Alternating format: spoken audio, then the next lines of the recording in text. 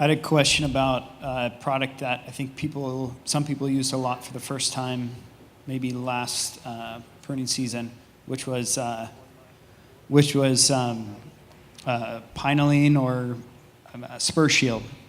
And did you guys get a chance to do any testing with that? We haven't tested Spur Shield. I'm not sure if Doug Gubler did testing on Spur Shield either, but is it thought to be a chemical barrier or a physical barrier or both?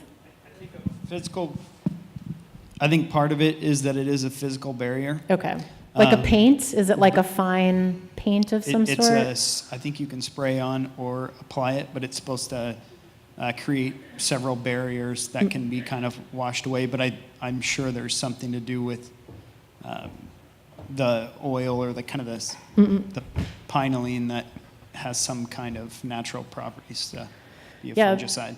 I mean, we're not testing it. And no offense, there's only so many products we can test in our field trials. Otherwise, it just becomes not feasible to do the studies with so many pathogens and products in combination and in replication in the vineyard.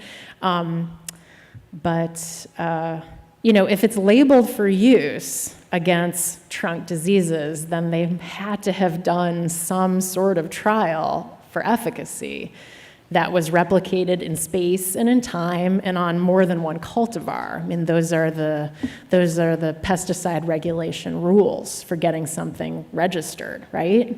So, no. If it doesn't have if it's a chemical that doesn't have an EPA number, if it's in that category, then no. Okay. Right? So Patrick reminds me that if it doesn't have an EPA number, meaning if it's not a fungicide, right, then it doesn't have to go through those registration requirements.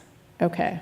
Well, I'll have to look into that. I don't know if Spur Shield has gone through that. Good question. I haven't seen any published studies on it. I have kind of two different questions, and one that relates to that. Seems like the first place to start with, why wasn't viticulture just picking up the pruning sealants that they use as arborists? Really simple black kind of tar spray paint style. Oh, yeah. Studies that had been done by Doug and people before him showed that if you put on a paint, sometimes that, like a latex paint, can provide a barrier to normal wound healing. And so eventually, it's like, when you get a cut on your finger and you put the Band-Aid on maybe too tight, and it keeps the cut from actually healing properly.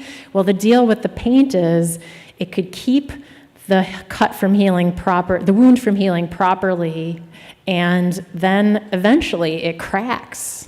That seal isn't a seal anymore. And so then you have this super susceptible wound still right underneath it. And so that was why Doug stopped recommending paints. So, that makes sense. That's, and then my other unrelated question is, have you seen cracking of the stem, of the trunk? And what's going on there? I have. The worst, I saw that. I was in Texas a couple years ago looking at different vineyard regions throughout the state, and I saw lots of cracking. They had undergone a frost event, a number of years before that, and that's what they attributed it to. And of course, they had, massive trunk infections from trunk diseases that happened because all those wounds happened. They also had a lot of agrobacterium problems. The crown gall pathogen gets in through winter injury also. So. We're outside of any frost issues. Yeah. I don't know. I mean, if you have... Have you seen it outside of frost zones? I haven't myself. Okay. No. I'll send you some pictures. Send me some pictures. As far as timing for infection, if we're pre-pruning, say, in late December, early January, and not applying anything, and then coming back to prune in, say, March, what's the time it would take to infect the rest of the plant or a spur if it's, say, a 4 to 6 inch? These fungi do grow relatively slowly, and part of one management strategy other than delaying pruning is to use the pre-pruning technique or double pruning. Doug tested that against Eutypa and found it to be effective, because if you're pre-pruning in December or January and you have these long kind of spurs, so to speak, I think they found, maybe they didn't just test Eutypa, they tested one of the more faster growing Botrytis dieback pathogens, and they found that it grew, I want to say it was like 4 centimeters or something like that. So roughly 2 inches was the fast one got through. So the thought behind that pre-pruning, or also called double pruning approach, is that the pathogens couldn't possibly infect the material between when you make that first and that second pruning cut. Does that get at your question? Okay. So I actually had 2 questions. That was the first one, so thank you.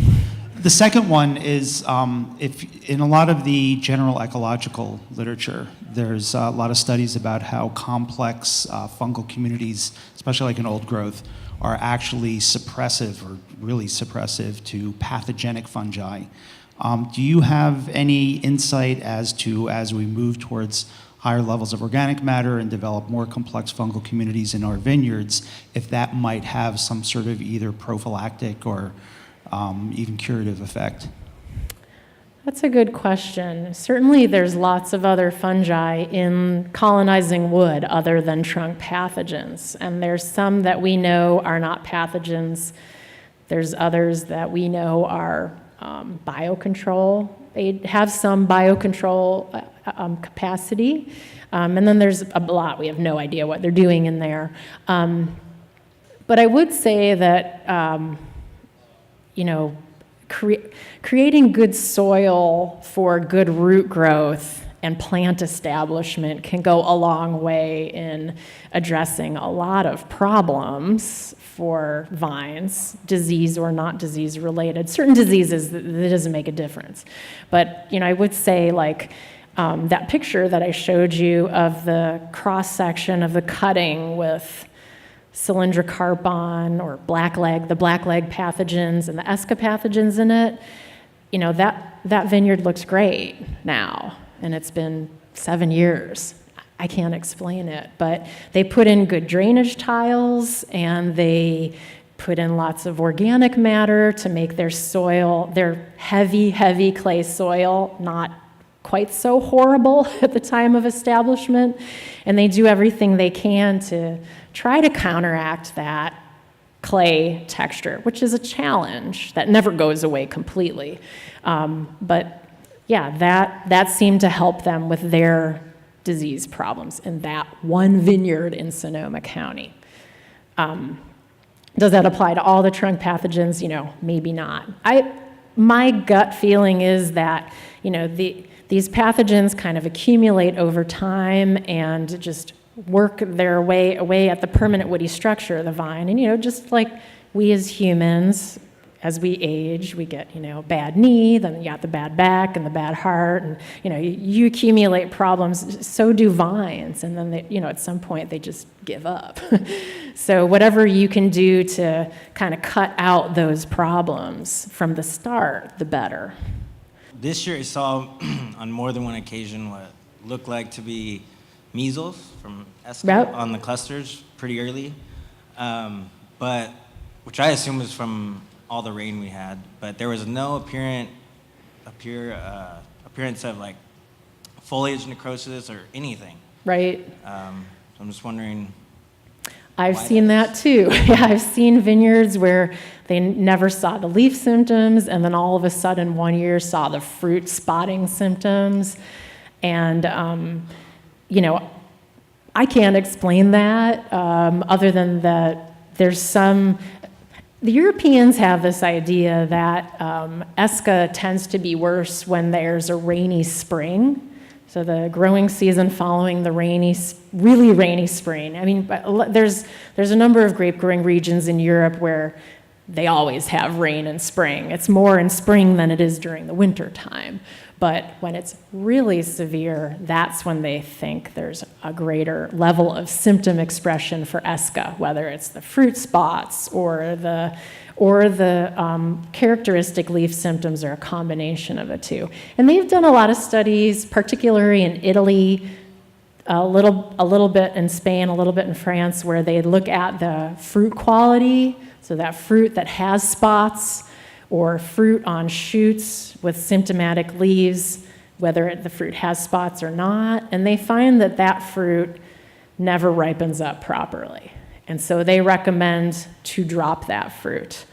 But if you have on the same vine healthy looking shoots with fruit with no spots, their quality measurements have shown that that fruit tends to ripen normally and is okay, so to speak. So it doesn't necessarily mean that if you have a vine with symptoms on one cordon, no symptoms on the other, all the fruit is lost. No, they would leave it. They would just cut off the symptomatic fruit, or the fruit on the symptomatic shoots, and leave the fruit on the healthy shoots, if that makes sense. Yeah, no, that's what we did. Yeah. I'm gonna sneak in one more. Being that ESCA is soil-borne, are you at any risk of infection from like root pruning or ripping? That's a good question. I mean, the numbers of studies where people have looked for ESCA spores in the soil are, I can count on one hand. And those were in vineyards where they had really severe disease. That's where we as pathologists go to study, how pathogens get into plants or spread around. We go to the vineyards that look terrible in terms of symptoms and the death and destruction. But how often those root infections or infections from soil-borne spores happen, generally, I have no idea. I can't guess. I certainly come across vineyards where I see ESCA symptoms only in the rootstock, below the graft union. And is it because that vine got infected through a soil-borne spore, or was that infected rootstock when it was grafted? I have no idea. Once the vineyard is 10 plus years old, it's anybody's guess how it got infected originally. But there might be more studies going on about soil fumigation for ESCA pathogens that I'm not aware of. But I would say, all the soil treatment studies are really focused on other widely known soil-borne pathogens like root knot nematode or Ziphonem index in vineyards where it's been found before they're replanted. It's rare that you'd see someone studying like methyl bromide fumigation for ESCA pathogen control. Because, there's less and less methyl bromide available, but also, the importance of that root infection for the establishment of ESCA just isn't widely accepted yet. Kendra, two questions, if I may.